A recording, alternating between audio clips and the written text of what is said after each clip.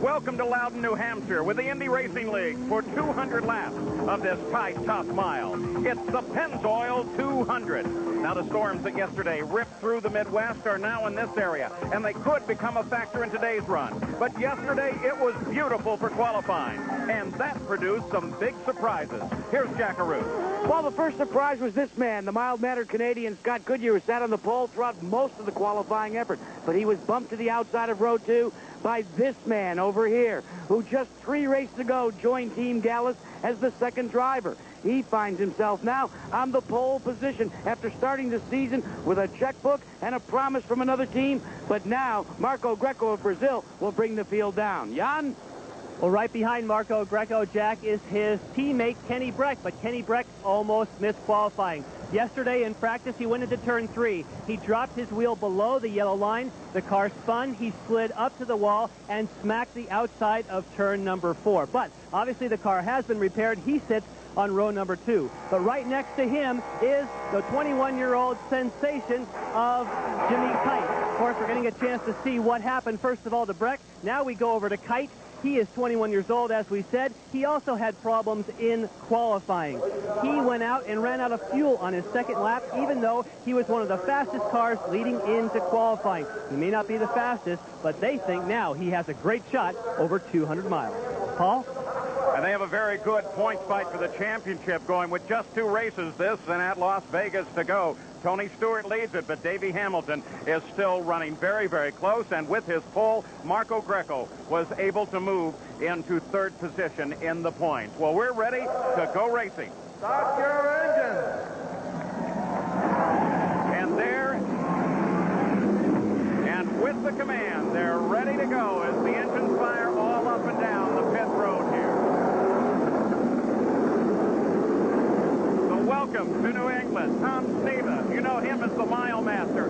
8 of his 13 IndyCar wins have come on miles, so you must like this place. Well, anytime I get around these miles lately, my elbows start getting sore. Why would your elbows get sore? Well, on these miles, you're attacking the track and traffic. And in doing so, you've got real short straightaways, tight corners. You're always wrestling with that steering wheel. When you wrestle with the car all day on a mile, you rub the elbows on the inside of the cockpit. By the end of the day, they're raw. Now, the drivers say that this is the toughest mile they run. What makes it different from anywhere else? Well, this mile racetrack, you have to do a lot with the throttle. You have to do a lot with the brakes. You have to jump out of the throttle at the end of each straightaway, get on the brakes, and try to get the car off the corner. Now, you never get a perfect race car on a mile here at Loudon. You're always dealing with something, and it's the driver that can adapt to a condition that isn't going to be perfect all day as the guy that's going to run up front.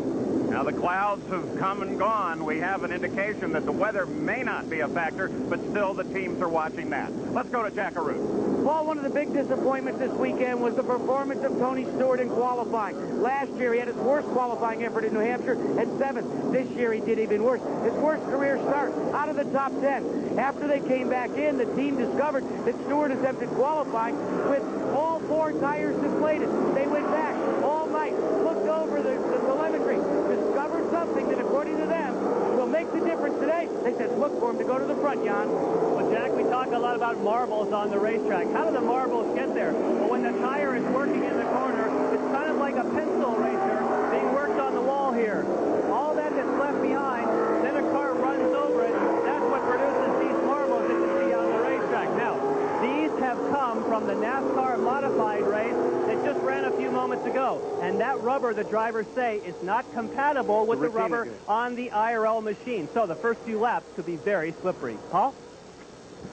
All right, so as they move out onto the track, let's take a look at how they have qualified here for the Pennzoil 200. Marco Greco, the likable Brazilian, on the pole. Scott Goodyear, the Indy 500 runner-up, his first front row start of this year. Row 2, Kenny Breck, 5th at Charlotte. And Jimmy Kite, his best qualifying effort. In row number 3, Eliseo Salazar, a veteran of World Sports Car competition, and Stefan Gregoire, who finished an impressive 2nd at Colorado in June. In row number 4, Robbie Buell making his first IRL start since Texas. And Arie Luyendyk, a 2-time Indy 500 winner. The 5th row, Vincenzo Sospiri, the Indy 500 front row starter in his 5th IRL event. And Roberto Guerrero, the 38-year-old veteran, twice a runner-up at Indy. In the 6th row, John Paul Jr., versatile veteran. And Davey Hamilton, a graduate from the Super Modifieds, currently ranked 2nd in the points. In row 7, Buzz Calkins, the Colorado driver, ran a strong 2nd here a year ago. And Tony Stewart. In row 8, Buddy Lazier and Billy Boat. What a row.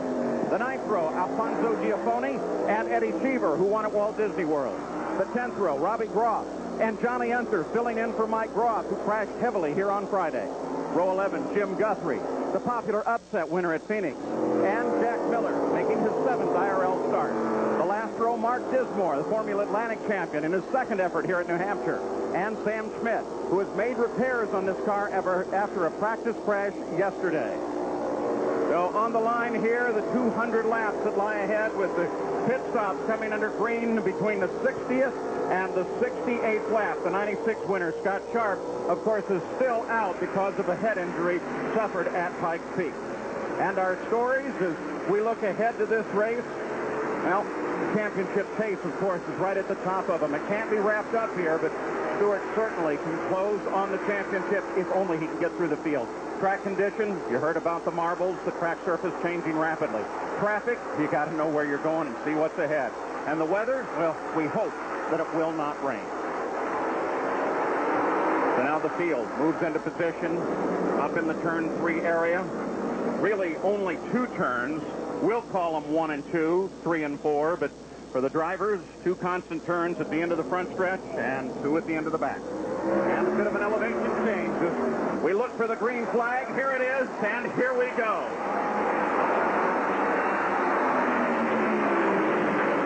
Marco Greco carefully moves ahead in turn 1. Scott Goodyear jumps into 2nd from his outside position, and Stefan Gregoire moves into 3rd. Kenny Breck has dropped back a bit. The rest of the field scrambles.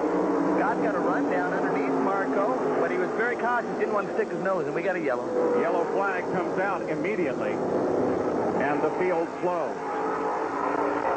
No indication for the yellow. I assume that this is it. As Jim Guthrie, who of course has been struggling throughout this week, they had a bad scale on his car, and they couldn't get the balance on the car correctly. Well, when you talk about a bad scale, they've been struggling with the setup on that car all weekend. They've been off the pace, and in the setup pad, they felt that some of the devices they used to set the car up, one of the scales to weigh the corner of the race car was off, and they thought that might have been some of their trouble. A little look from the back of the field to see what happened to Jim Guthrie. Oh, boy, he got way down and around, Tom. Yeah, that's just, he's on the inside. That's not Guthrie, though. That's Robbie Groff. Robbie Groff. And again, that's just accelerating off the first corner going to green. And, you know, cold tires, I don't know if that could be a factor. It's pretty nice weather out here today. We haven't had much of a thermal problem. Now, that's a little confusing there. You actually have 2 situations right on the green flag. Robbie Groff spins, and Jim Guthrie heads for the pit. So we're under yellow in the Pennzoil 200. Score 20 for just $2.99. You're the man, ma'am. Chicken McNuggets are in a league of their own. At my McDonald's. The Pennzoil 200 on ABC Sports.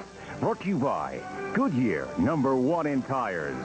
True Value, official hardware store of IRL and garages everywhere. The owners, managers, and crew who proudly call the McDonald's in your neighborhood My McDonald's. And Pennzoil, formulated for today's stop-and-go driving. Stop, go, Pennzoil.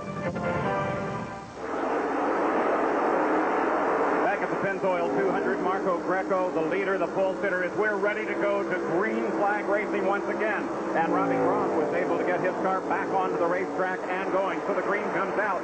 And the chase renews itself. We got another car in trouble. Jimmy Kite, again, accelerating off the corner to the green. A little anxious. Young race driver. We got contact. That's going to end his day. I'll tell you what, he is so young looking. Perhaps you remember at the race at Pikes Peak, the guards really didn't believe that he was a driver, but he's a very skillful driver, except, of course, for evidence like this. And that's the kind of thing you'd expect with a turbocharged car, not with normally aspirated. So is it something else? Well, it's hard to say, but these things have a lot of torque, these V8s, so they've got enough horsepower to get themselves in trouble. Just car back in the line, loses it. Boy. Yeah, that's just acceleration. That looks like it's just acceleration that catches him off guard. And, you know, the guys have been here all weekend. You can see he's down pretty low, and under acceleration, the back end just jumps out on him. So with Robbie Groff making it back into the fight, this is the first car officially out of the race. John Beacon? Yes, Paul, one of the concerns as you're looking at Jim Guthrie's car, Jim Guthrie has just climbed out of the car. We got a chance to look at the rear tires, and there was a lot of pickup on the tires, just like we spoke about at the opening of the show. So let's first of all find out what happened to Jim. Jim, what put you out? We just lost drive. We got on the gas right as Robbie was spinning, and we lost drive. It's like it hit neutral. So I ran through all the gears, and the gears were there. The motor was revving, but it wasn't going anywhere. So somewhere in the gearbox, we've lost the drive. Now, I can see on your rear tires, I know you've been towed in, but there's a lot of pickup. We just saw Jimmy Kite do the exact same thing that happened to Robbie Groff, get on the power and spin. Is it because the track is dirty? Well, actually, the pit entrance lane, where we're not going to use for the race, is full of rubber. They drug me across that. That's probably why I got so much. The track doesn't really look that bad, but when you run on it, it will pick up. If you slow down and get out of the groove, you'll pick up rubber. All right, thank you, Jim. And, of course, they did have a super modified race here earlier in the day, and as a result of that, that's Kite in the ambulance. It's no serious problem. That's what they have to do. He actually walked over to the ambulance. They'll take a look at him in the track hospital, and no doubt he'll be released quite quickly. Paul, before he went to the ambulance, the one thing Jimmy Kite told his crew is he apologized and said, there isn't anything I could do about it. It surprised me. And he said, I'm sorry. So within 7 laps, we have 2 different yellow flags. One coming at the end of the very first lap itself gives the lead to Marco Greco, the pole sitter.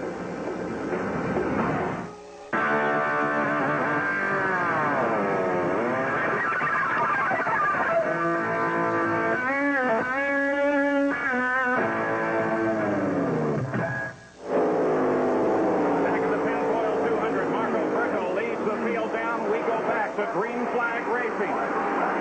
Greco being chased, of course, by Scott Goodyear, started outside the front row.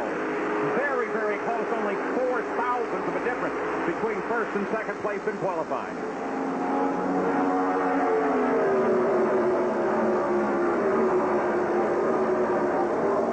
Goodyear tosses that car, the blue car, we call it, Stefan Gregoire. They've taken it so serious, Tom, that the team has now put the blue car on the side. Well, the blue car did a great job down in Colorado, and obviously running third, qualified well in the last minute after a blown motor situation. Again, they've got that momentum going. And Marco Greco leads, no challenge behind the lineup. Of course, the battle's normal at the start, bit abated. You saw a brief view of Buzz Calkins as they went past. He was in and out of the pit, John. What's going on? Well, what they're working on, Paul, is he's having an electrical problem. They're going to bring Buzz Calkins back in. As a matter of fact, here he comes.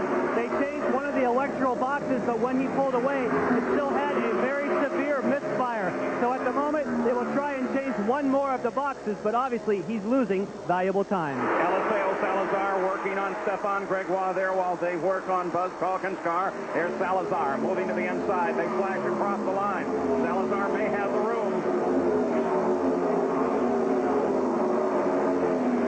For a moment, Gregoire was just giving him a good wide-open line to pass, but that high line's working for Gregoire. Yeah, the car seems to like it up there, and it might be Salazar's giving him plenty of room. It's early in the race. You don't want to stick your nose in there and be unexpected and not notice. So Salazar's been around a long time. He's just using his head, making sure he picks his time. Gregoire holds on to third, but Salazar charging from fourth. Still somewhat serious about getting by as he closes in again.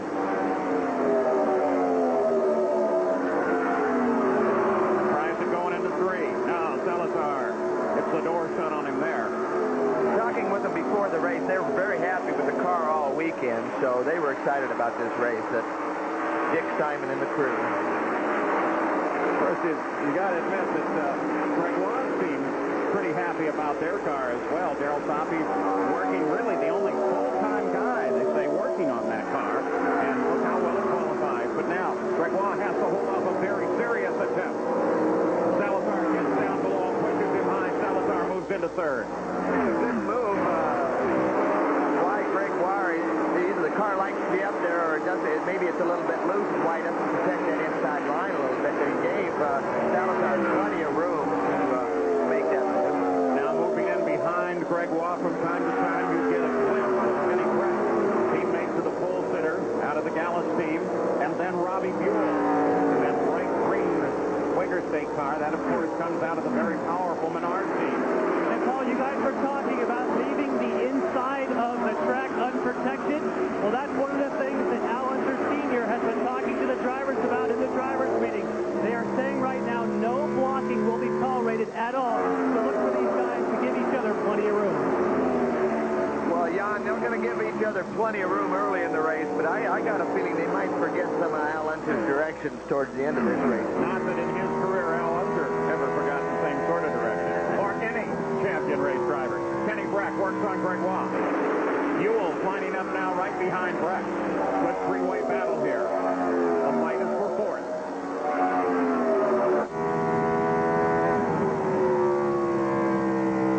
Again, Kenny's working a little bit better. He had a little bit of a look underneath, but he knew he couldn't get the nose in there far enough, so he thought wiser. Let's just wait a little bit and see if we can't pick him off in a corner or two. Breck looks inside again from his Monty car. He works on Stefan Gregoire. Robbie Buell sitting right behind Breck.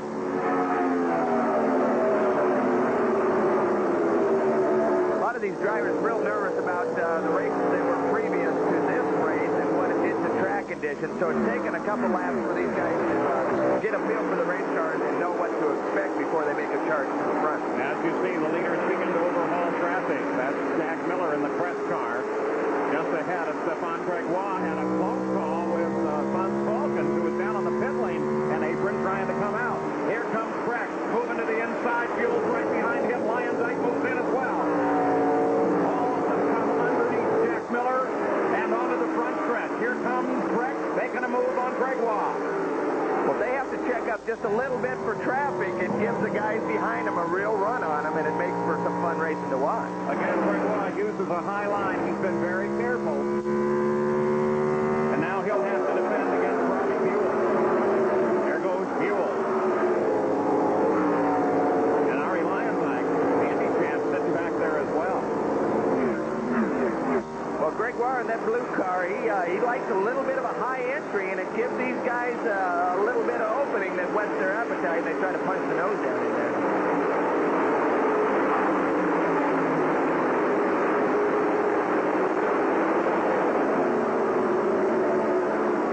Boy, Buell tries it again. He can't get down inside there. Can't get it done. Now, Ari Lyondike continues to line up and watch that battle. Get a glimpse of him there. His owner, Fred Treadway, asked the team when they were having trouble with the car in practice, why don't you just use our #1 car, the Indy winner? And they, oh, no, we can't use the Indy winner. We got to save that car. And he said, well, it won twice. Why don't we just use it again? Now, this is not the Indy winner. This is the one they've been working with all weekend. Here comes Buell. Robbie finally got the job done underneath, and he'll be gone now. But the short track racing, there's just a lot of battles. Lyondike's right on that blue car's tail now. Especially when you come flying up on slower traffic. And again, Gregoire pulls high, lets the field come through. Now, one thing you're going to hear from time to time in this telecast is a voice of race control, the command channel of the IRL. It's an entirely new thing, and it's unprecedented in sports and unprecedented in terms of them letting us listen in as well. It is a radio frequency from race control, and at least 2 members of the team have to be listening to this frequency. So there is no confusion about penalties, no confusion about what they're doing. They don't have to run up and down the pits and shout in one another's ear. They just simply say it on this radio, and the word goes to everybody. Jack? Well, Jimmy Kite's been checked out, and you're out. But, Jimmy, we talked about what you said to the crew about you not knowing what happened. Do you think now, after the dust has settled, that maybe it was track conditions? Oh, Oh, yeah, I mean, it definitely is. They ran that modified race, and when we were out there under our warm-up lap, I mean, you could just see little tiny balls of rubber just flying across the racetrack that we were peeling off. And a matter of fact, as soon as I stopped the car on the front straightaway and I got out and looked, I mean, there was like a 1/16 of an inch of just junk rubber on the car, and it was just, it's a shame that I had to set the example for everybody else to be real careful, but it just, I never hinted of it breaking loose, just on the gas, it just around it came. Well, they practiced both the IRL and the modified yesterday, and here's the distressing thing. The modified rubber didn't run off until an hour into IRL practice. People better be careful today. Certainly what they will have to face throughout the day. Kite has tremendous potential, but he's crashed in all 3 of his IRL efforts. We'll return with more of the Pennzoil 200 after this message and a word from our ABC station. R91.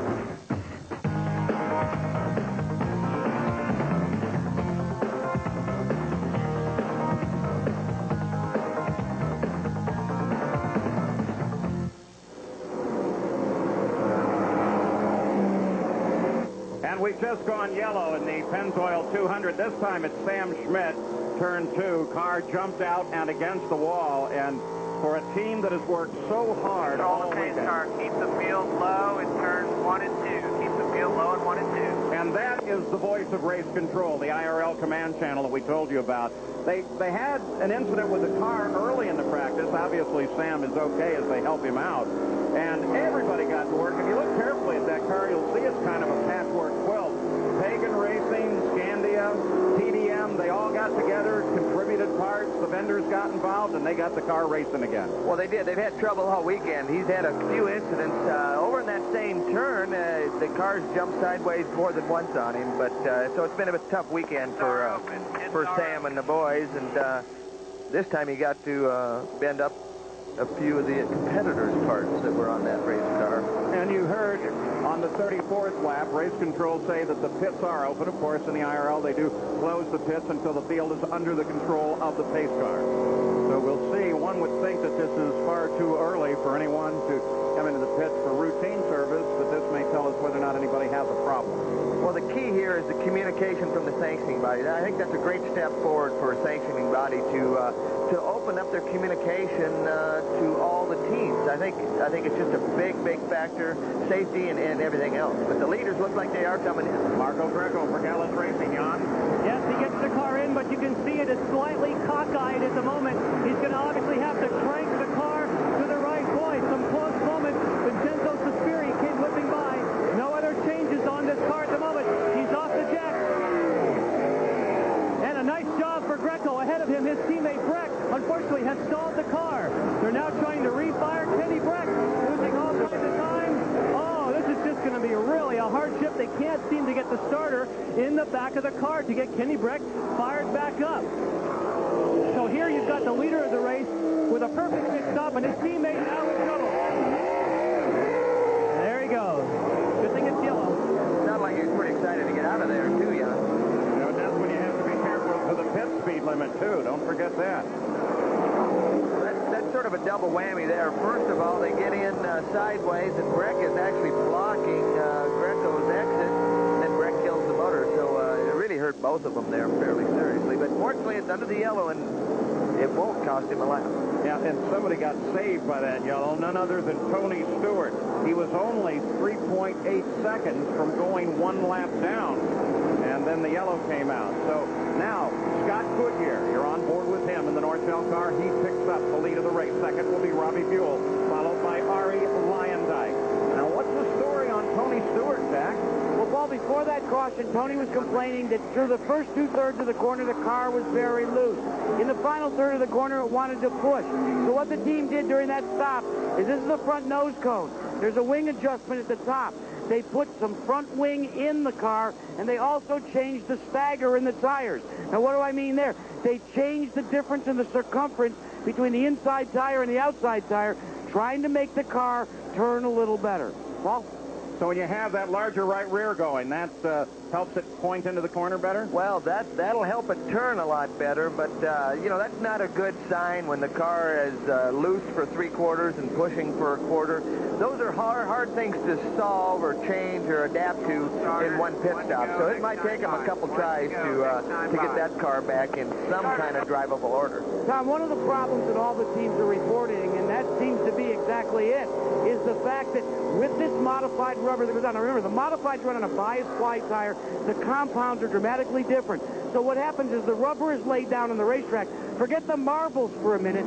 Literally what happens in the beginning is the rubber is laid down even with a broom. The sweepers go out there. They can't sweep it up. The only thing that'll pick up the rubber is more rubber. Tires, and for some reason the IndyCar tires like that type of rubber. So it's going to take a while, and then the push and the loose, it should get a little more, well, how would you say, A plus B equals C. Right now, everybody's scratching their head. Well, and one thing, Jack, that a lot of people don't realize is that in a modified race car, all 4 tires are very, very large. So you have a lot of support races, but very seldom do you have support races that have tires actually bigger than the Indy cars, and that's what the modifieds have. You heard them say they'll be coming back to green flag racing. Now, for complete coverage on this race, including the latest news, notes, and results, check out ABC Sports Racing Area on America Online. The keyword, ABC Sports. Scott Goodyear will bring them back to green. Goodyear was led in 4 of the last 5 IRL races. Well, you can see him accelerating down as they enter turn 3, so a little faster restart here than we see in some of these other racetracks. Here the call as the green flag comes out. We're monitoring not only the command channel of the IRL, but we'll be monitoring a number of these cars throughout the run as well. Goodyear responded to the green cleanly and pulls away. Got a great start. Yeah, I think he caught some of these guys by surprise. Again, they're starting these restarts a little bit earlier than they have in some of the previous racetracks, and it's going to take a restart or two for some of these guys to adapt and realize what's happening. You're also a proponent of holding that flag until the last second, aren't you? Well, I don't think they should start the restart so early. The fans are on the front straightaway. They want to see the cars close when they come by to take the green, and if you let them accelerate down the back straightaway, they get spread out before you get to the start finish. Tom, that decision was made in a driver's meeting earlier today. After a lengthy discussion, what they decided is they'd rather have the pace car pull off onto the road course portion of this racetrack, and that meant pulling off in turn number 3. That left the duty up to the pole sitter or the man on the point to bring the field down, and they also gave him the okay to bring him down a little faster. Now he's on the other over.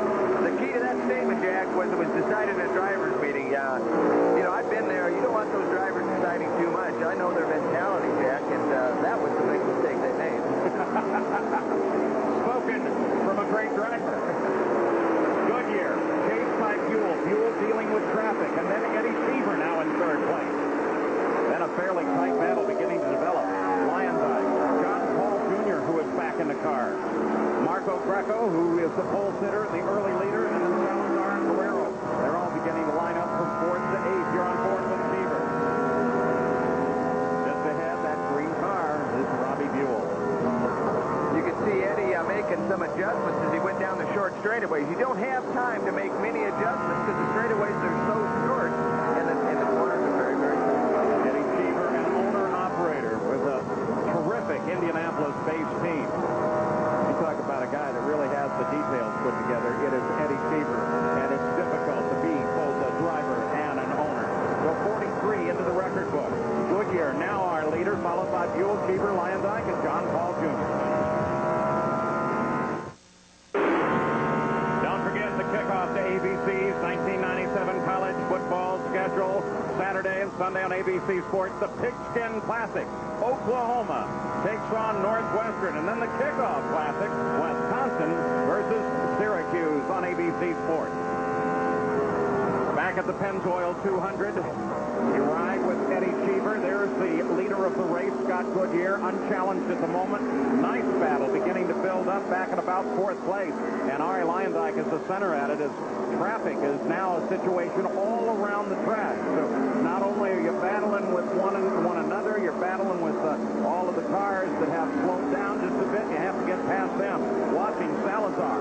And John Paul there, again, having a good battle. And here comes Guerrero in the yellow car back there about 4 deep. Roberto Guerrero comes up just behind him. Marco Greco, the early leader in the pole sitter. Lyondike gets the advantage off the corner, pulls away. Paul, remember that when the leaders came into pit, that they are now on a 3-stop strategy. So those guys that are out in the front, like Scott Goodyear, can stay on their original plan of just making 2 stops. Now that number 10 car, the red and white car, that's Johnny Unser. He's subbing for Mike Groff. Let's look at this. This is a projection of the fuel stop. The number of laps that these cars have gone since their fuel and when they theoretically should stop. So the front runners looking fairly even right now. Well, who's really even is Greco and Guerrero right now. They're having a heck of a battle. The yellow car and right behind the yellow car, they've been going wheel to wheel here for about the last 2 or 3 laps. Pennzoil car, that's Roberto Guerrero. Marco Greco, sat on the pole here, has tremendous experience in 500cc motorcycles. Good road racer. And a lot of them say, in fact, the NASCAR guys say, if you want to do well on this track, you have to be a good road racer. Well, that's true. You know, some people feel that. The driver's a lot bigger tobacco. Yeah, we got we have an out of the engine back going? there. Oh, I hope not. Again, that's when he rolls out of the throttle, but that's not a good sign when it breathes that heavy going into the corner. Especially with only 55 laps complete. We're working 56.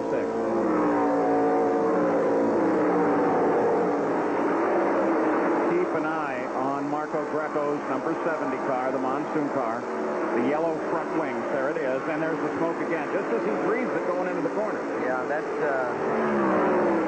not going to be a long-term situation for Marco. You know, as a motorcycle rider, he's only got 2 more wheels, but he's got a lot more horsepower than any motorcycle. Close to 40 for running too slow.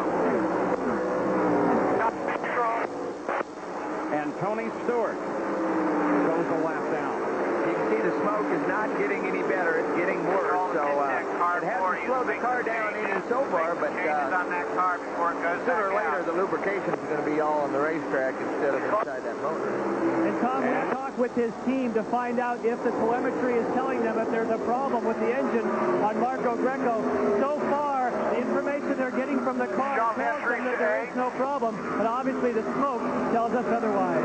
Yeah, well, the seat of his pants is going to tell him he's going to have a problem here in a minute if it keeps oiling like that. And you may have heard on the IRL command channel there the order to put out a black flag to car 40. That, of course, is Jack Miller, and the indication that he's just not running up competitive on the track. And so they want to get him into the pits. And the real advantage, again, of course, to that frequency is that they can communicate with the team at the same time. Marco Greco now battles with Roberto Guerrero onto the backside. Well, just like Gregoire earlier in the race, Guerrero likes a little bit of a higher entry, and it just tempts these guys to look for that opening down low.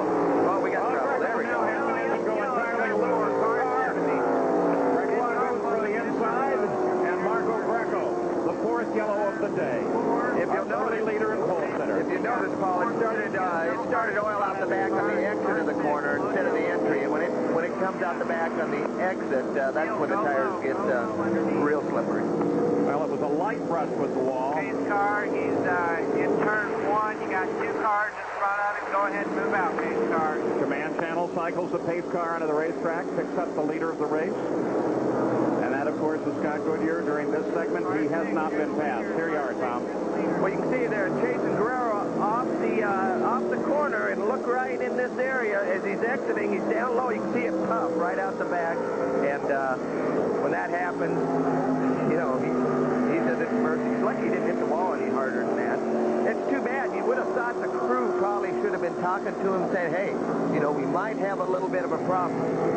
And and maybe we ought to, just cool it a little bit here for a lap or two. Again, he's pretty low. He might be pinching it, but you can see the oil back in this area. You see it there? And when that happens, it gets on those tires. Now, Tom, the crew definitely knew there was a problem because I spoke with Jamie Gallus personally, told him that we saw smoke. They told him, but unfortunately, obviously that oil must have got on the tires anyway. So, with our fourth yellow of the day for Marco Greco, the question on that car is going to be, it was a very light bump with the qual. Will they be able to get it back into the Pennzoil 200? This is Paul Page back at New Hampshire International Speedway. One lap to go to the green flag. But during the yellow flag, the leader, Scott Goodyear, made a stop. We have an opportunity to take a look at that one. Here he is coming into the pits. Now, they're very satisfied with his car. Well, we don't know that yet, but you'll see that they do a very small adjustment to the front wing only. And when you make that small of an adjustment, that pretty well indicates that the driver is happy with his little ride-around vehicle. Same time, Eddie Cheever was in, came in second. Goodyear got a roll away, then Cheever came out. And you may have gotten a glimpse of a nipped hose there on the way out. Since the hose was outside the box, no harm, no foul, no penalty. And Paul, with Marco Greco, he did not damage the suspension, but he does have a big oil leak.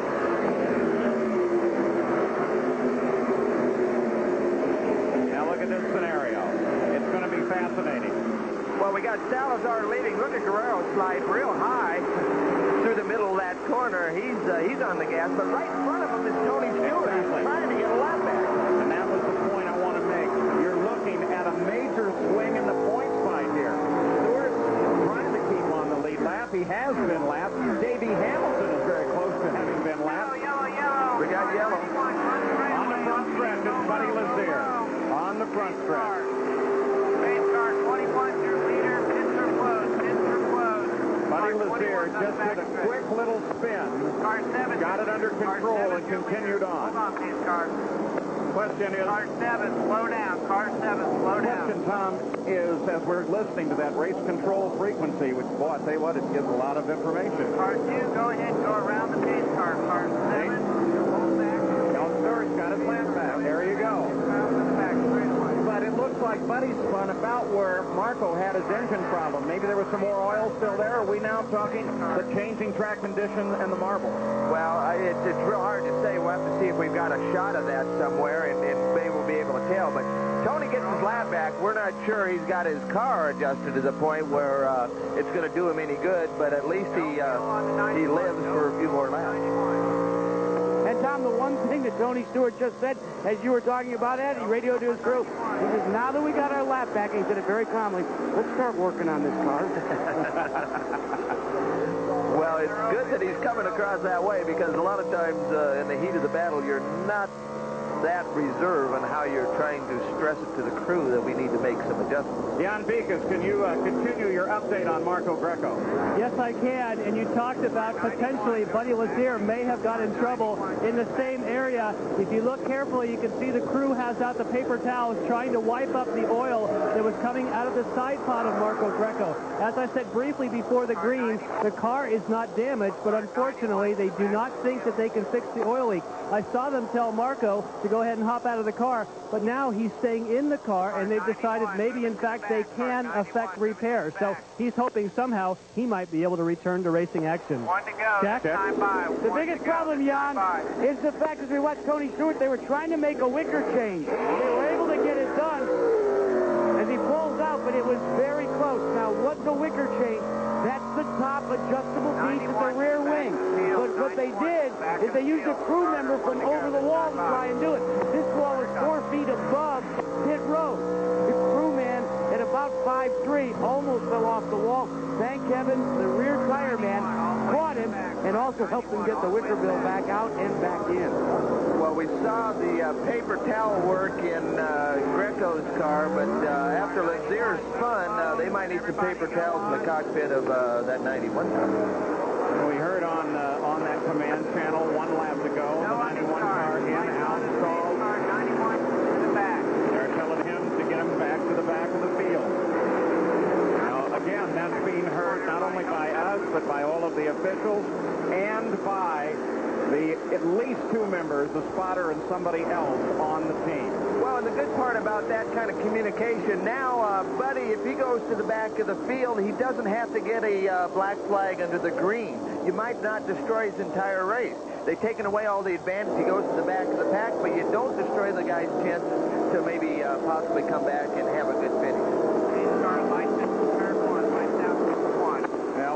Now, without Lazier in place, they're going to hold it one more lap. And then they'll be able to go green. They want to get Buddy back in the proper position before they do that. Don't forget, Monday, 8 p.m. Eastern Time on ABC Sports, it's NFL preseason as the Jacksonville Jaguars face the San Francisco 49ers right here on ABC Sports. Now let's go to Jackaroo. Well, Paul, you watch Robbie Buell's team member. What he's doing is he's going across each of the tires that have come off. He's going to use a little probe here. What the Firestone people have discovered is, like right there, everywhere he goes, they're finding little miniature cuts on the tires. Now, what is that indicative of? That the track conditions are not up to par. The track, for all intents and purposes, is dirty, and it's creating little minor cuts. Not deflating, but affecting the handling on these cars. Green flag, green flag. Back to racing. Salazar, Guerrero. What could cause those little cuts? Is that just gravel? Well, it's hard to say. We ran the modifieds earlier, and, you know, there's all kinds of things that can shake out of those things from time to time. So it's real hard to say. Eliseo Salazar leads the field, followed by Roberto Guerrero. Vincenzo Sospiri is third. You see Guerrero's line's a lot higher in the middle of the corner than Salazar's. And, you know, Roberto's had some unusual lines throughout his career, but he's been able to go fast just about everywhere. Guerrero keeps station behind Salazar in the Kopech car. And, guys, that team has something to prove. The hot rumor out of Indianapolis this week is that not only will Pagan Racing lose its sponsor, Pennzoil, but so will Roberto Guerrero. Where is it going? To Jim Harbaugh and company. That's right, the quarterback from the Colts. They're going to form a team, driver to be determined. But the rumor is that it most likely won't be Guerrero. So Guerrero wants to prove that they've made a mistake. Looking back in the field now. Sospiri, the 22 car, the black number 22 car, as opposed to his teammate who carried the red number 33. There may be some effort to try and distinguish these cars when they're identical team cars so that the fans and television alike can easily identify the car.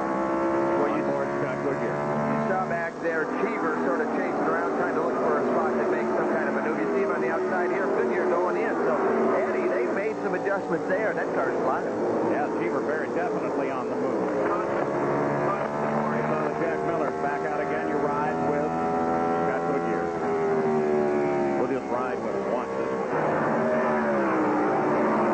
Giafone just ahead of Cheever.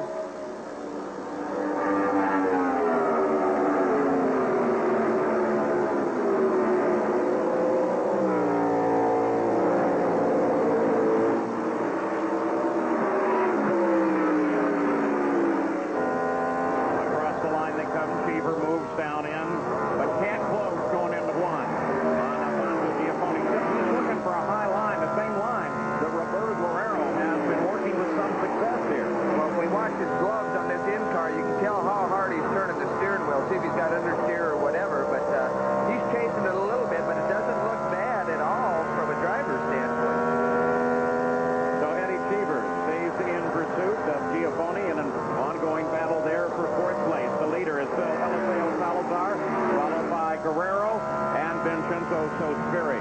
We'll return with more of the Pennzoil 200 after this message and a word from our ABC station. Hotline.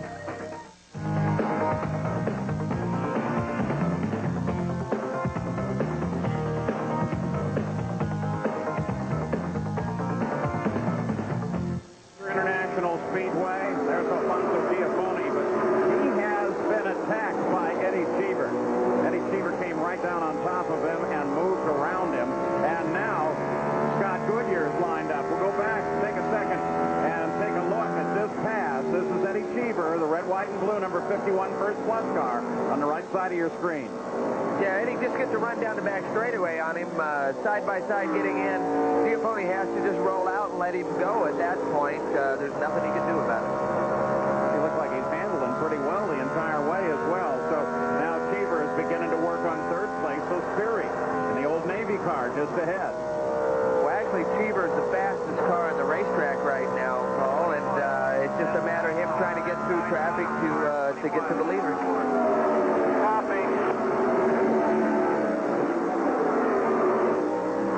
Cheever lines up, making the move, gets alongside. They split Johnny Under, and Eddie Cheever on a charge now. Moves into third place. Cheever is moving forward. Let's go to Jan Beacon. Well, Paul, we have the asphalt part to put Marco Greco out of the car. I don't know if you can get a good look at this. This is the oil line that broke. Just a small breather fitting that has knocked Marco Greco out. Marco, the oil down the tires, you spun, but you had to be happy about being on pole leading and having a pretty good race going. I was very happy. Our monsoon on the dial for sabotage play car was pretty good during all weekend. It's a shame something like that can happen, but this can happen any other racing car. But I'm very happy with the crew. Except I was very disappointed with the way Salazar proceeded with me because he was blocking me turning on the straight to the left, and he put me completely inside the space to try to make the turn one, otherwise we would crash together. So it's a very bad. I believe he should be punished for something like that. All right, well, that's something you talk to the officials. Here's this piece again. Can you believe that just a small piece like this can knock you out of the race? I mean, that's probably cost, well, in racer terms, probably $10 or $15. That's got to be a tough blow. Well, this is motor racing. I have a completely confidence in my mechanics, and these things happen. Is a defect on the factory, the vibration with these engines, I think can make this happen. So next time I think we will change for something different. All right, thank you, Marco. Thank you. So Marco Greco, given the chance to show what he can do by Rick Gallis, got the job done until the part failed him. The man he's complaining about, of course, though, the leader of the race, Eliseo Salazar, being chased by Roberto Guerrero. Now, you heard some talk about this car, and we want to make sure when we're listening to this command channel, a lot of what you may hear from time to time is simply reference. Let's look at something, make sure it's okay. They were concerned about the side pods, and so they put the word out, take a look at the car, make sure that it's stable. That's exactly what they're doing now. Yeah, well, it's a real safety advantage for everybody to know what the concerns are around the racetrack. I think it's a big plus to be able to listen to that command channel. Here we got some good battling going on. Goodyear's been working his way back up through traffic. Yellow. As the yellow comes out, that's Sperry moving around Goodyear. Slow it down. Oh, no, you've been watching him. He's been falling backwards, and now Giafone into the wall. Go ahead, pace car. Go ahead. Pits are closed. Pits are closed. So Alfonso Giafone seemed like he was struggling with the car anyway, and maybe finally it got to it. Well, what happens is the fuel load goes down, the chassis change is probably getting a little bit looser, and he had to start rolling out of the throttle. But, you know, as a young gunfighter, you hate to have to roll out of the throttle, not be able to get back in the gas. Fortunately, he's out of the car and he's fine. The IRL safety team there. Some oil dry down to get any fluids that dripped out of the car, make sure the track remains as safe as it can, though track conditions very definitely been an issue here throughout the weekend. Here, Tom, we're looking back at it. Yeah, we just see the end of it, and we really don't see how it started, but that was pretty early in the corner on entry, and you know, if it's loose, that's where it's gonna bite you as you roll out of the throttle. The thing just jumps sideways. So 95 laps now complete. We're approaching the halfway here in the Pennzoil 200 with Eliseo Salazar the leader. Next Saturday at a special time, 3:30 Eastern, 12:30 Pacific. ABC's Wide World of Sports presents the Little League World Series on Wide World of Sports for the 35th year. So under the yellow now. Caution again, very good timing for the leaders. It's been 59 laps since they pitted. A few minutes ago, Jack Arute queried Dick Simon. assignment as to when they were going to stop their cars, which of course includes Salazar, and they said, oh, about 101, 103. We've completed the 95th, and Jack Arute, I suppose that now they're going to come in and refuel this car as well as a number of the other leaders. Paul, watch for all the leaders to come onto pit road. Watch for all of them to make a minor wing adjustment. But the most important thing is they're all going to make a stagger change, depending on whether they're loose or pushing. Salazar hits the marks. He goes to work. In front of him is Conspiri, and directly behind him in about 5 pits is your second-place machine of Guerrero. 4 tires for all the teams taking on fuel. And look at this. Salazar is the first away. A very bad stop for Alicia Salazar. Guerrero will pull in right behind him. Conspiri will run third. So Salazar comes out of the pits. Eddie Cheever on the stop stays out and picks up the lead of the race. He last stopped on the 62nd lap, so he's got a little more room to maneuver for another 20 laps or so, one would think. Well, it's all part of the strategy, you know. You hit the yellows when you need them. And, Paul, exactly what Cheever is going to do is going to stretch fuel. Here's the incident that created this yellow flag. You're looking from Kenny Breck's car, Giafone ahead. And you see the thing just jump sideways on him on the entry to the corner, just about the time he's rolling out of the throttle. Another look at it. We'll look a little bit higher now. And by that time, the car is gone. That's a little bit late on that one. But that shows, though, that that hit with the wall was a little heavier than we thought it might have been at first. John Beekus? Well, Sam Schmidt has been released from the infield hospital. First of all, are you okay? Oh, yeah, we're fine. Just bruised our knee a little bit, but it'll be all right. What happened to you? Just the same thing happened Saturday. We just, right off the bat, it was loose, and I was just trying to hold out for the first pit stop to make some changes, and it's really disappointing. I don't think I'll race again on my birthday. Is this your birthday? Actually, Friday was, and we had a big party with a bunch of kids and stuff, and Fiji, which is one of my sponsors, put on a big show, and it was just fantastic, but it's been a bad weekend ever since. All right, we'll see you in Vegas. Thanks, Alan. Appreciate it. Well, he probably bruised his knee and his ego a little bit there. It's been a tough weekend for him. That's a common double injury.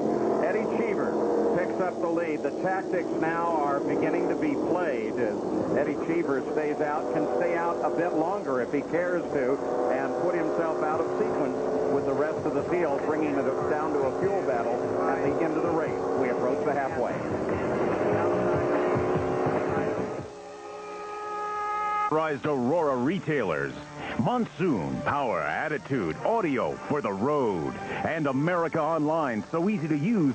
No wonder it's #1. Back in New Hampshire International Speedway, this is Paul Page with Tom Sneva.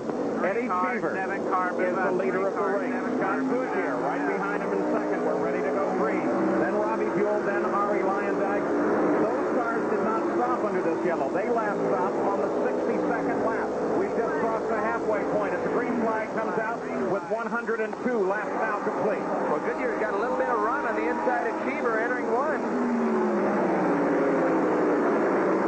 Goodyear moves down to the inside on Cheever. Cheever stays high. Gives him plenty of room to race. Yeah, and Goodyear couldn't get the momentum, couldn't get the throttle back down on the exit of the corner, and Cheever was able to carry the momentum around the outside. Third race that Cheever has led. He led 4 under caution at Walt Disney World. That gave him the win. 5 laps at Texas. He leads again here.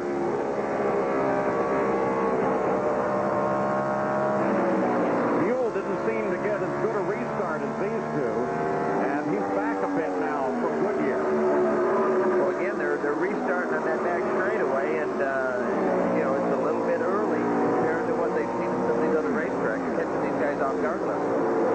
So now with 103, flipping over to 104 in the record book, we now have an official race. They're working the 105th lap, 200 laps the scheduled distance.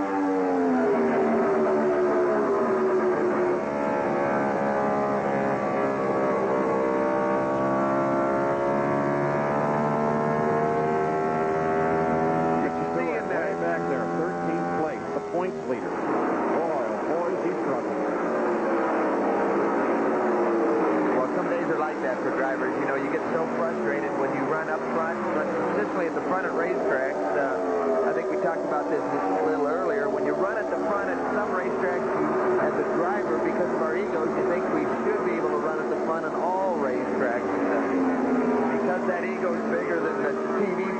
only watching the show on, it's pretty frustrating from a driver's standpoint.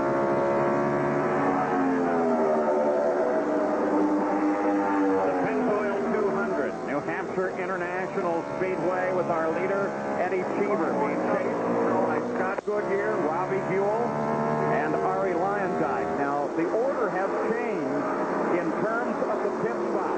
Those 4 cars I just mentioned did not stop just before the halfway point a few laps ago.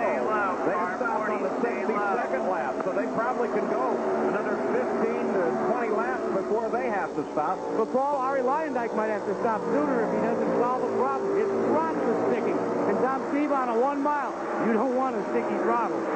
No, you don't want a sticky throttle anywhere, but on a mile when you definitely have to be in and out of the throttle quite a bit, and even on the brakes, it makes your day a little bit longer. Back there a lap ago, you also got a great example of how that command channel works. They radioed out to one car, leaders are coming, get him low. Spotter hears that, they bring him low, and that clears the way for the faster cars. You can see inside Scott's car on the steering wheel that 33.5, that's 33.5, indicating when he sees that on the dash, he needs to be looking for the pits because that's when he needs to come for fuel. Now, too bad that we don't have a really bright sun here. We might be able to see how those are going down and know when he hits that 33.5. Now, don't forget, for complete coverage of this race, including the latest news, notes, results, check out ABC Sports Area on America Online. Keyword, just type in ABC Sports. Also, Jack Caruth has a weekly column there. Now, a writer. My goodness, my goodness. Writing with... Well, there are only a lot of pictures on there, not a lot of writing. Actually, you've had some pretty interesting stuff in there. I'll have to admit to checking into it myself. When we were on Goodyear on the in-car camera, you can hear him playing with the throttle. We might be able to hear this again if we listen. As he's trying to get back after the throttle on the exit of the corner. Let's listen.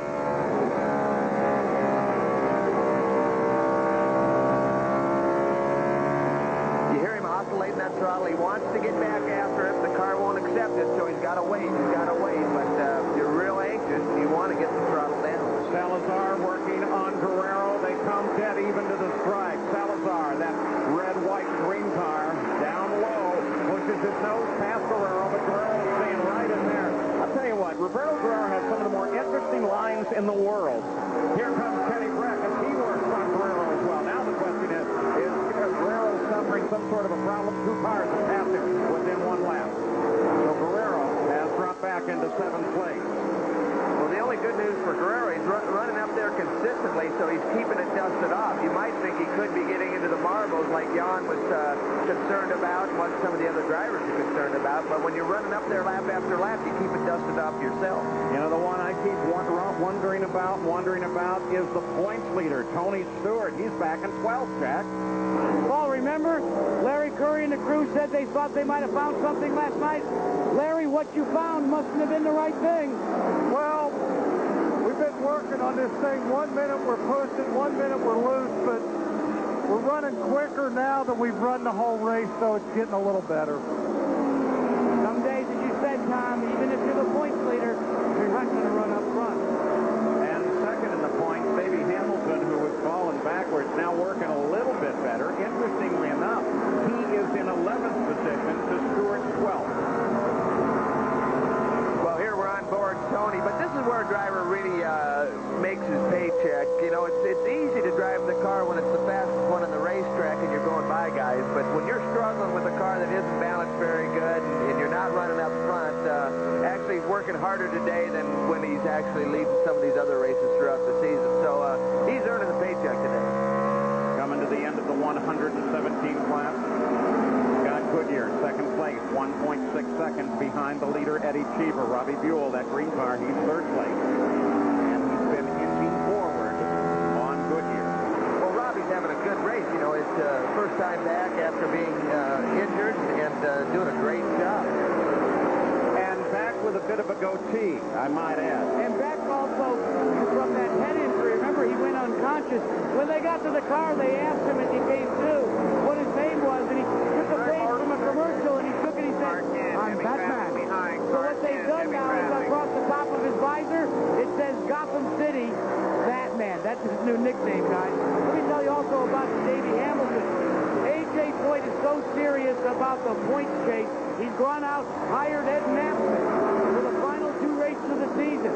Ed Nassman is now calling the shot for Davey Hamilton. A.J. calls the shot for Billy Bowes. Let's update you, too, as you see Robbie Buell working on Buddy Lazier. Buddy not having the greatest of days.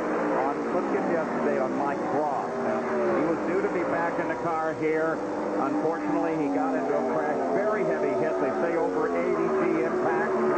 He is now at Dartmouth Hitchcock Hospital, a medical center in Loudon, New Hampshire. And they expect he will be there a couple of days, but they say his condition is good. Mike, please get well soon. We'll be back with more on the Pennzoil 200.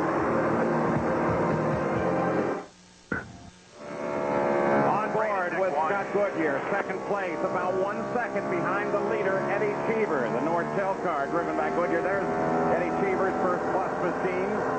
Now, in the past few seconds, as look at him come around, Robbie Groff, but in the past few seconds, the point fight vastly affected. Davey Hamilton pulled to the side. Report was a blown engine, so Davey Hamilton is out of this fight. Tony Stewart, the points leader coming into this race, now sits in 10th. Has not really surged forward. He came into 10th as a result of Davey Hamilton's retirement. We continue to watch Eddie Cheever, and the question here is, when are they going to stop, and what is their strategy, Jack? Well, here's what they're going to do. The first plus team strategy is to go to lap 134, take a final stop, and I said final stop. No more stops to try to go the distance. They are conserving fuel, but Eddie is also reporting that the first plus car is loose. They told him to hold on. There's only a handful of laps left, and then they will make their final stop. Eddie Cheever comes up behind John Paul Jr. in the Cliff car, and you perhaps heard the IRL command channel as they advised the teams of both the 18 car and the 30 car that the leaders were coming, so that they could in turn notify their drivers. The drivers do not hear this command channel. It's team members, not the car itself.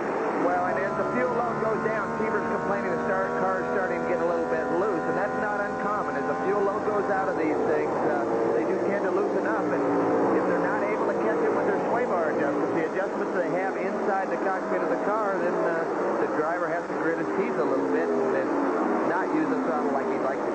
Well, Goodyear was up to 1 second behind Eddie Cheever, but then he got caught up behind Robbie Groff, and now traffic's become a factor. He's dropped back 1.3 seconds behind. Well, it's a mile oval. Not only is the traffic a factor, but, you know, he's probably experiencing some of the similar conditions that Cheever. We just haven't heard Goodyear complain about it at this point. Cheever is going to pit this next lap, and he just finally said, look, we're in the window. I want to come in. He got the 10-4. Well, Goodyear is saying the same thing. I think they're going to both pit here with this next 3 or 4 laps. Good philosophy. Follow the leader in. And we'll see how many of them do. Theoretically, Robbie Buell should come in as well. Here's Cheever. So Cheever's on the pit road. Keep an eye up behind him. Robbie Buell came in behind him. Buell came in behind, but Goodyear stayed out. Well, so that Cheever's in. He hits the mark perfectly, locks the car up. The crew will go to work. Now, they said they were concerned about the loose condition. Brand new, thicker tires going on for Eddie Cheever. But most importantly, every ounce of fuel, 35 gallons, he sliced up the tires. You can hear it. And he almost runs over a crew member as he slid out of the pit box. You might have noticed in left front there was all kinds of arrows and lines and things drawn on the tire that they put on the car. This is just reference material for the pit crew to make sure they put the right tire on the right corner of that racetrack. So he comes out on thicker tires, brand fresh tires. Goodyear picks up the lead, but should be stopping as well in a bit. The tactics playing very nicely now. Well, most of these guys are putting on sticker tires. With the new radials, they're pretty predictable, and people can anticipate what they're going to grow to, what size they get to, so they're not real concerned about upsetting the stagger and the balance of the car. So that number 7 car is the leader of the race, has about a 5-second advantage over his teammate, second-place car of Ari Lyondike. But he turns down onto the pit road now, just as expected. Got a couple more laps out of it, and certainly puts him in the window too, Jack. It doesn't. In fact, I would say it would give him just a little bit more cushion. Because still at this point, if I was Eddie Cheever, I would have to conserve my fuel a little bit. They put a little wing in the front. Goodyear's got the car back in gear. They drop it. He's away. It's a quick stop. And he now, guys, has got a little bit more fuel than Cheever if it comes down to a match race in the last couple of laps. Boy, good fact. Well, I think they both have plenty of fuel to go the distance. I don't think that's going to be the factor here, but, you know, it was, I'm not sure they put wing in or took wing out of that Goodyear car. I got to disagree with you. Everybody we spoke to before we started this race said under green flag conditions, he wanted to go a 60-lap window. At 60 laps, he'd be at 198 of a 200-lap race. So it's going to be a little dicey if you've got to run what we call full rich and WFO. If I was Cheever, I'd be concerned still about fuel. Well, you're right, Jack. There is, you know, they got to go 61 or 62 laps. Maybe they're hoping for yellow or whatever, but it'll be fun to watch. That's why they color race it. They've just completed the 139th, coming up to complete the 140th lap. So obviously, there's a little bit more than 60 to go. And with that stop, Eliseo Salazar once again becomes the leader of the race. Kenny Breck moves to second. Stefan Gregoire goes into third place. Fourth place is now Vincenzo Sospiri. And then Tony Stewart working his way back on fifth. Now, Salazar, you remember, stopped just before the halfway. So I'm guessing, Tom, he's got another 15, 20 laps in the car in terms of fuel. Yeah, he might. And the advantage there is maybe trying to catch a yellow, but that's going to be the only advantage because he's going to have to stop again. Alfonso Giafone has been released from the hospital. First of all, what happened to you up there in those turns? Their car was loose from since the beginning of the race, and the first pit stop, we were able to make it a little bit better. But then it starts to get worse again, and then I just lost it. All right, that's what a lot of guys are saying. The track conditions are changing a lot here today, guys. Now the battle for the lead tightening up, as you can definitely see. Salazar working on Breck, Gregoire working on Breck as well. Salazar the leader, Breck working on Salazar. Well, this is from Breck's car right here, the Monsoon car, but he is gaining on Salazar. Driving with a lot of discomfort, though. Look at Gregoire come on. Again, strange line. Well, some of these guys, I don't think, have been around these ovals long enough to know where the line should be, and because of that, they're... So Gregoire doesn't know that, despite how fast it is, that line's wrong. Well, I don't know if it's wrong. It's right for that car today. So the fight continues. Salazar leads, then Breck, then Gregoire. We'll return with more of the Pennzoil 200 after this message and a word from our ABC station. No. It's time for the experts to teach you how to dunk. Excuse me? These experts. The great deal on McDonald's Chicken McNuggets is back. Dunk it with authority. Grab 6 while they're just 99 cents. I'm not going to take it easy on you. Okay. 9 McNuggets for only $1.59. Go on, girlfriend. Score 20 for just $2.99. You're the man, ma'am. Chicken McNuggets.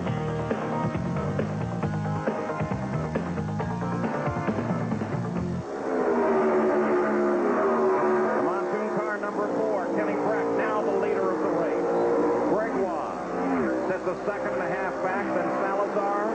Vincenzo Sospiri is in fourth place. Now, listen to this lineup of the top 12 cars, all running on the leader lap. Breck, Gregoire, Salazar, Sospiri, then Tony Stewart, working his way slowly back up. Then Roberto Guerrero, John Paul Jr. Billy Boat sits in eighth. Then Scott Goodyear, Eddie Cheever, Robbie Buell, and Ari Lyondike, who is struggling to stay on the lead lap. And remember, we have two fuel scenario there. And based on the best guess, anybody... Oh, Goodyear. Goodyear. I was just about to suggest that he had an excellent chance of winning. Because if you go to the end of the race, the yellow comes out. And, Tom, isn't this what the leaders would want? Well, exactly. There's a few guys that hadn't made their last stop yet, and they're going to be able to do it under the yellow. Well, Scott Goodyear Car 4 is in turn 4. comes to a stop. Car 5 is right in front of Come him. up there. Boy, that's a lonely, lonely place to be, especially when in many ways you have this race in hand. Sorry, you feel the deep pocket. He's right there. Well, I'm not sure he had it in hand, but he was a contender. And but it was all of a sudden, I didn't see any oil out of that thing, so I'm not sure what happened. So that should bring the leaders of the race, including this car, Kenny Brack, the current leader, into the pits for fuel, and that should set them to go to the end of the race. There they are. We just gave them to you. We look at them again. Brack, Gregoire, Salazar, Sospiri, Stewart, Guerrero, John Paul Jr., Eddie Cheever, Robbie Buell, Billy Vogt, and Ari Lyondike sitting in 11th. That's the end of the leader lap. Goodyear was in there, but then this spin, of course, took him out. Now the question is, will they get him restarted still? He's losing laps just sitting there by the edge of the course. And when they open the pits, then we expect Brack, Gregoire, Salazar, and Sospiri all to come into the pits. Yeah, about half that leaderboard is going to be able to take advantage of this yellow and make their final stop under that yellow situation. So a big break for these guys. 7th yellow of the day. Fortunately, Scott Goodyear didn't touch anything when he lost control of it. And still an interesting situation because it just suddenly snapped there. Well, I'm not sure he lost any control. I think he was just trying to dive bomb it off the racetrack and get it out everybody's way. Now, we mentioned, of course, that you do have a new leader, and that's Kenny Brack. Here was how he got past and picked up the lead. Leaders are behind. Working very hard on Salazar, but boy, look at this cruise. No problem at all there. Wow. Well, that might have surprised Salazar a little bit because he just drove by him underneath on the bottom, and I think it surprised everybody. Brack lined up behind the pace car. 154 laps complete. Our 7th yellow of the day.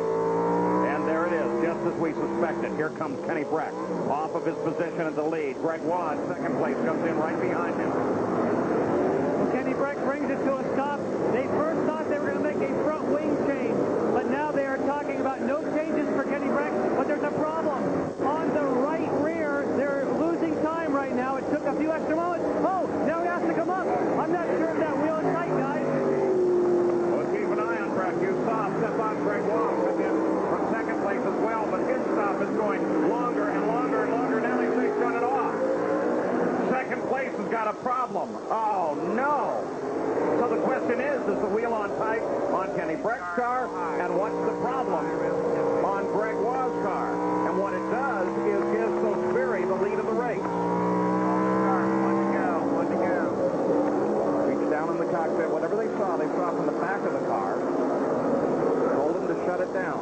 would be interesting to hear this radio communication to Breck right now, whether they're convinced they got that right rear tight or not. You can see him keying the radio, trying to listen to see what the crew's trying to tell him. And now, another change as Sospiri makes his stop. Eddie Cheever picks up the lead. Eddie Cheever picks up the lead at the race as Vincenzo Sospiri stopped for fuel right at the end of the yellow. We've gone back, green flag racing. Robbie Buell 1 second back. Ari Lyondike is 2.5 back from Eddie Cheever. Kenny Brack, Aliseo Salazar, Roberto Guerrero, Billy Vogt, and Tony Stewart. That's the way they line up. I don't know, you just saw Cheever exit turn 4 and get up real high, and the back end got a little bit loose. So Eddie's still chasing that car pretty hard. It's like everybody is. The track conditions changing back and forth. We mentioned that as a possibility of starting. We also mentioned how the traffic would enter into this. It certainly has. On board the leader, Eddie Cheever. Well, when you come to these short tracks, you think about two things, the two H's we call them, horsepower and handling. You pretty much throw horsepower out the window and work on handling when you get to a mile oval, and Eddie's done a pretty good job of chasing that all day. Buell falling a little bit back from Cheever. There you see him, the green Quaker State car. Into the frame right there. You can see Eddie's still real high on the exit of turn 4, a lot higher than the second, third, and fourth place guys. I'll tell you what, but Lyondike and Sospiri are both on the same straightaway. Eddie's skating. See that coming off the corner? Watch his hand. Well, he's still chasing him sometimes that means that he likes the car. I mean, I'm not sure it's skating, but when you can use up all the racetrack like that, hustle the car, what we call hustle it, that means he's got a lot of confidence in it right now. Watch him going into one here. Eddie Cheever still the leader. Lyondike closing on Buell. So Sperry in fourth, then Breck, then Salazar, then Guerrero, all of them with an attack position. And all of them theoretically fueled to the end of the race. 165 laps complete. Let's go to Jan Beacon. Stefan Gregoire, things were going just beautifully for you. You came into the pit, then what happened? In fact, I don't know exactly. My car was doing okay. I wanted to fix the push. My car was pushing a little bit, but you know the track today was very, very slippery for everybody. We were trying to make the car better, but I think my car was not too bad. And then when I came to the pit, I had no power, nothing, and I think a fire burned the wires. So I don't know exactly what happened. My engine shut in the pit. Well, he had fire when he came in, then he had fire in the engine compartment. Well, another guy that dropped out of the race, and it looked like, Scott Goodyear, you were really going to be a contender for the championship here today. An electrical gremlin. Well, we're not quite sure what happened with it right now, but I think it's maybe a bit more than electrical problems. But I think we called it right. We had enough fuel to go to the end. The car was working well, and we knew that Cheever had pitted, so we felt we were in the front part of the queue that had pitted. And sure enough, Cheever's in the lead right now, and it would have been a good battle because everybody else pitted. How much did you find that your team had to chase the racetrack today? It didn't look like you made a lot of adjustments. Oh, we chased it a lot, actually, and we made a big change here the last time. Probably should have made some more, but I think we had a car that was going to be strong enough to at least have a fight to be right there at the end, but we didn't get there. You know, guys, the toughest thing is, as he mentioned, when you know that you were faster than the guy that's in the lead, and you're out of the race, you think about that a long time. Cheever, Buell, Lyondike, 1, 2, 3. You ride with Cheever. Now with right at 30 miles to go to the end of the Pennzoil 200. That's the 10 car, Johnny Unser Jr.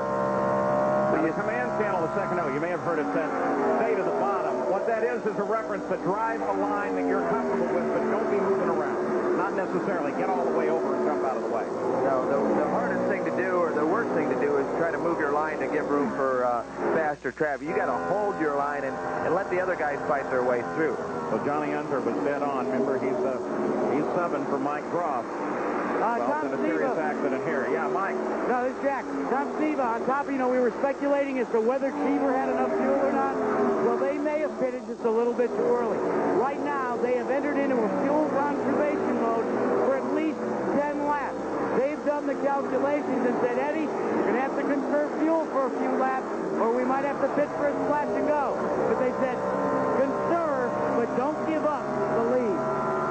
Well, that's what makes this racing fun. That's why we come and watch it to the very end, because we don't know what's going to happen. I was about to say, again, the best wishes of everyone here to Mike Groff. We'll be out of the hospital and back racing very soon. What a tough year. A fine young man's had. Well, you can see Cheever on the in-car camera, if we can see that again, how when he's down the straightaway, how he relaxes his hand. You look at his left hand, especially down the straightaway, his left thumb, he'll relax that. And that's important for a driver to try to relax on these short straightaways, or you wear yourself out and fatigue the factor later. Maybe we can. On this straightaway, we can see it. No? Bottom of the track for Frank. Go to Black flag for Tony Stewart. To the left. Because of a plume at the back of the engine, Tony Stewart does not look like he's going to finish this one. Let's hope the straightaway is dry. They got the word out pretty quickly. Stewart got over right away. Car 2, take the road course to the back, car 2. The top two guys in the point stand are DNFs today.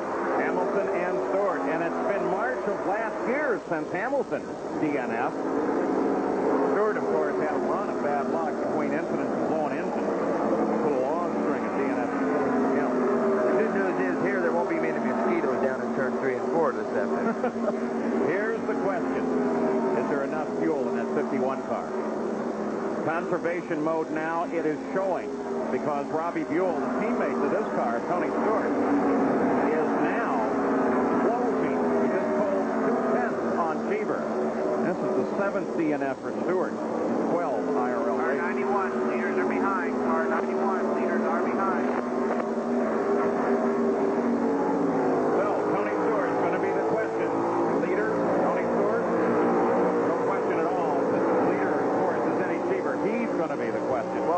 right there. To make it. Fire. Bill, second Robbie place. Buell Real is close. closing in. 176 laps now complete.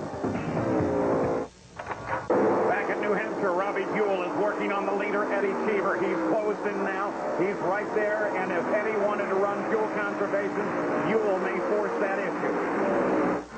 Well, no question here. Buell has definitely closed the gap. Now, we're not sure why. Is it because the fuel load goes down, Buell's car actually works better, and Cheever's car gets worse? We've got a Goodyear car leading, or a Firestone car running second. Is that where we're at? Third place, Vincenzo Sospiri sitting back, but he's right there. See a glimpse of him back behind Robbie Buell. He's actually 3.2 seconds behind the leader. And then Ari Lyondike is in fourth, followed by Kenny Breck, Eliseo Salazar, Roberto Guerrero. They're all within 10 seconds of the leader. And Paul, you talk about Vincenzo Sospiri. Just check with Mark Wida, who makes the calls for him. They have plenty of fuel. They say they can really push the issue.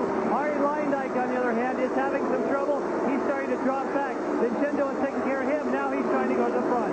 Yeah, the problem that you got with the first and second place cars, Cheever, he's coming out of his fuel conservation mode. They're giving him the green light. I checked with John Menard about Robbie Buell. I said, how close are you going to be on fuel? He said, very close. Oh, look at the interval, too, last time around. And when they gave Cheever the go-ahead, he was able to push about 2/10 on Buell and then picked up another tenth the last time by. He's done a good job. You know, he struggled all weekend. Didn't have much success qualifying and in practice, but he was excited. I saw him at dinner last night. He actually made me a bet that he'd be in the top 5 by lap 50. And your money's gone. I know. I'm history. Here's Cheever. Buell now 1 second back, so Cheever is pulling away. Or maybe Buell now is thinking about fuel conservation. He pushed as hard as he could. Now he's got to be careful as well. The closing lap. Saturday on ABC at 12 p.m. Eastern Time, 9 a.m. Pacific. It's the Pigskin Classic. Oklahoma takes on Northwestern. The kickoff to ABC's 1997 college football schedule, and the kickoff classic. Wisconsin takes on Syracuse. All on ABC Sports. Buell's back there. Last time at the line, 1.1 seconds. So Spiri is another 2 seconds back from that, but now looks like Buell. Oh, yeah, he took a big jump last time by on the clock. You can see it. Now 4/10 behind. There's Sospiri. He's third place. Lyondike is fourth. Sospiri, the crew guys get a little nervous with him because he never really gives it everything in practice, and he always gains about 6 or 7 tenths when he goes to qualify. And you know, sometimes the crew likes to see numbers on the clock to keep their inspiration and morale up. 10 laps to go. The Wave 4 car, Ari Lyondike. Sprint PCS back in fourth place. Cheever. Is there enough fuel to make this final 10-mile run? That's a question being asked by at least the front two. The fellow who came into this race on top of the world, he'll still leave as the points leader, but not with nearly the advantage of Tony Stewart. Jack? Well, Tony Stewart watched his teammate Robbie Buell, but Tony, what put you out? What was the problem? Now we think of broken valve spring. We've struggled this weekend. I mean, we weren't really that bad in practice, and all of a sudden qualifying came around, and we had some problems, and we never got everything really cured in the afternoon session. And we struggled today, but these guys never gave up, and we got as high as fifth, so we gained a couple points, too, so we can't call it a bad day. It looks like Robbie's got a good shot. I was going to say, what do you think? Can Robbie do it? If I could push him any faster, I'd push him right now. He needs this. I mean, the whole team needs this. He's really waited a long time to get back in the car. We want him to win this thing. Guys, he's pulling for Batman. Now, Stewart will leave here with a 10-point lead on whoever is in second. Of course, many points to be decided as they go to the final race of the season in Las Vegas. And, of course, you'll have coverage here on ABC Sports. Buell is there. Right about the same interval, 0.47. 7 to go. Well, he's closed it up a little bit. Eddie stretched out when he turned the fuel up, was able to use a little more power when the crew told him they thought they'd be all right in fuel, but now Robbie's gathered him back up again. So Spiri sitting back, really not part of this contest now. Nearly a straightaway backer. Look back and see they have told us they have plenty of fuel. So if the top two guys start to do any conserving whatsoever, so Sperry will be right on top of them. Well, I don't see these two doing any conserving with 5 laps to go. Hey, Tom Steven, do you think maybe the pressure's getting to your leader, Eddie Cheever? Lap after lap, the crew would go 6 laps to go, 5 laps to go. Finally, Cheever keeps the radio, just has this, I know, I can count. 5 to go, and Buell is right there with traffic ahead. Well, when the back end of that 51 starts twitching, that's what's going to get Eddie's attention. As daylight begins to go away here in New England from time to time, too, you can see a burst of the exhaust at the back of Cheever's car as he breathes the engine in the corner. Well, we got a little traffic right ahead, Eddie, and let's see if that plays into Robbie's hands or not. Certainly plain to Sperry, he closes now. He's beginning to be right behind Buell. Cheever comes around John Paul Jr. John Paul Jr. stays high. Well, Buell stays in contact. Yeah, let's see if Robbie's able to get by. It looks like he's going to be able to. But we got traffic again right in front of Eddie. The Alfa Laval Team Losey car of Robbie Groff just ahead now of the leader, Eddie Cheever. 3 to go. 3 laps to go and 2 lap cars to go. That's going to be the problem.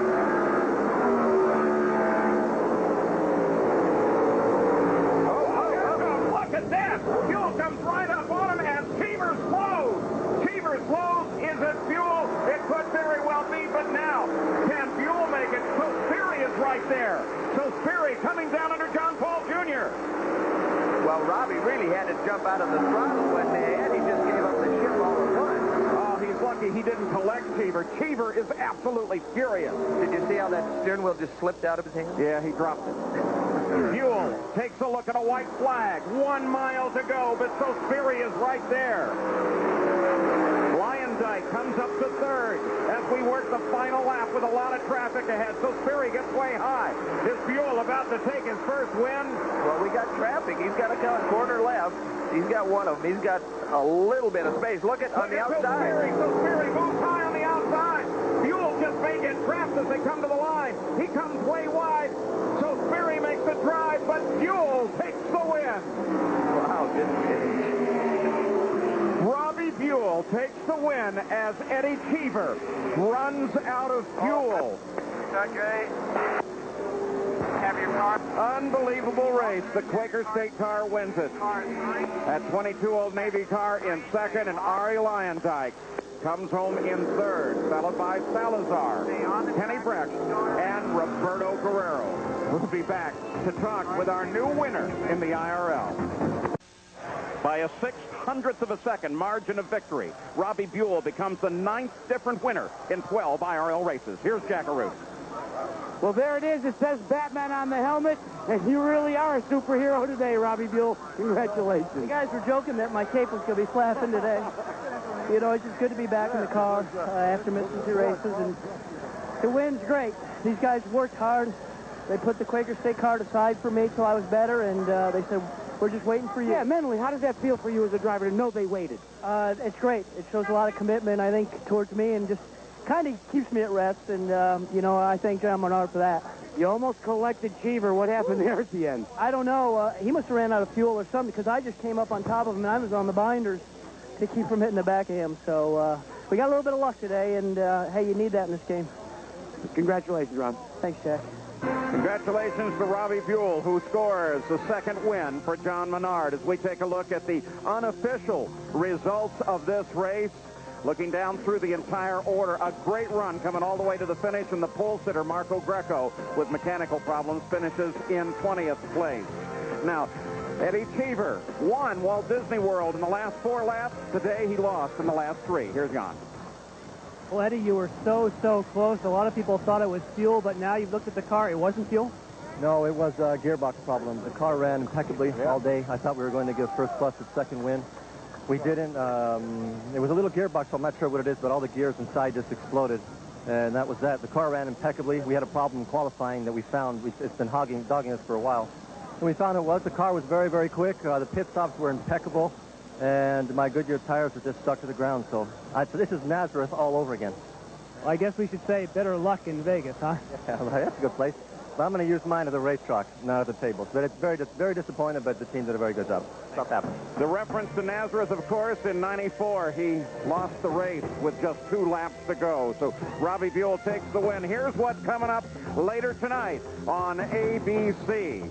And Robbie Buell takes the win. The battle for the IRL championship goes to the final race of the season at Las Vegas. You'll